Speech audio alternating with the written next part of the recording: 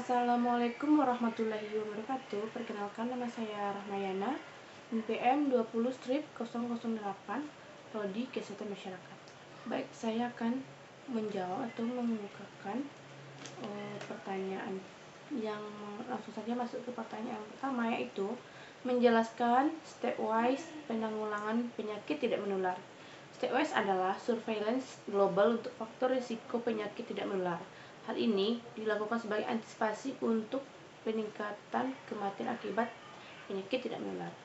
Stepwise merupakan sistem surveillance untuk faktor risiko penyakit kronis yang didesain untuk negara dengan pendapatan rendah dan menengah. Tujuan dari stepwise yaitu mengumpulkan informasi terhadap faktor risiko penyakit kronis atau penyakit tidak menular untuk pembuat kebijakan dan perencanaan intervensi. Yang kedua, terkumpulnya data faktor risiko yang sesuai standar atau dapat disesuaikan dengan standar masing-masing negara. Yang ketiga, menyediakan sistem surveillance penyakit kronis untuk negara dengan pendapatan rendah sampai dengan menengah. Yang keempat, membangun kapasitas masing-masing negara untuk monitoring faktor risiko penyakit tidak menular. Yang kelima, mengintegrasi pendekatan dengan biaya rendah. Soal yang kedua yaitu mengemukakan langkah-langkah stepwise dalam penanggulangan penyakit tidak menular. Langkah-langkah stepwise-nya itu step 1 atau step 1, pengumpulan informasi demografi dan perilaku dengan kuesioner. Pengisian kuesioner yang berisi tentang informasi umum individu terkait faktor risiko. Yang kedua atau step 2, pengisian tambahan informasi pada step 1 atau step 1 yang peroleh data pengukuran fisik dengan tes sederhana.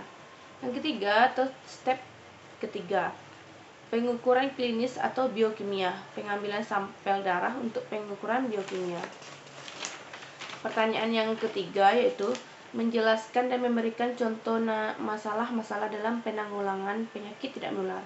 Yang pertama, kurangnya kapasitas sarana dan prasarana serta tenaga dari stepwise dan surveillance untuk pencegahan atau penanggulangan penyakit tidak menular. Dalam hal ini, adanya keterbatasan fasilitas yang dapat menimbulkan masalah atau hambatan dalam penanggulangan penyakit, baik fasilitas berupa alat maupun tenaga. Contohnya, keterbatasan fasilitas pengobatan di puskesmas, perdesaan pada pengobatan mata sehingga pasien dirujuk ke rumah sakit di perkotaan. Yang kedua, minimnya ketersediaan data terkait penyakit tidak menular. Dalam hal ini, data yang dimaksud merupakan informasi dari pasien tersebut, seperti riwayat penyakit keluarga, usia, tekanan darah, dan hal lain yang memperkuat faktor risiko. Contohnya, tidak adanya data riwayat penyakit yang diderita keluarga. Yang ketiga, kurangnya dukungan stakeholder, yaitu kurangnya dukungan dari pembuat keputusan. Contoh, tidak adanya dukungan camat dalam kegiatan kesehatan. Soal yang terakhir atau soal yang keempat yaitu menjelaskan dan memberikan contoh tantangan-tantangan dalam penanggulangan penyakit tidak menular.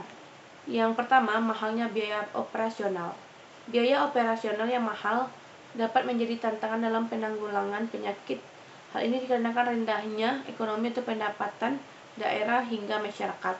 Contohnya, mahalnya biaya pengobatan sehingga membuat masyarakat memilih pengobatan herbal yang belum teruji secara klinis.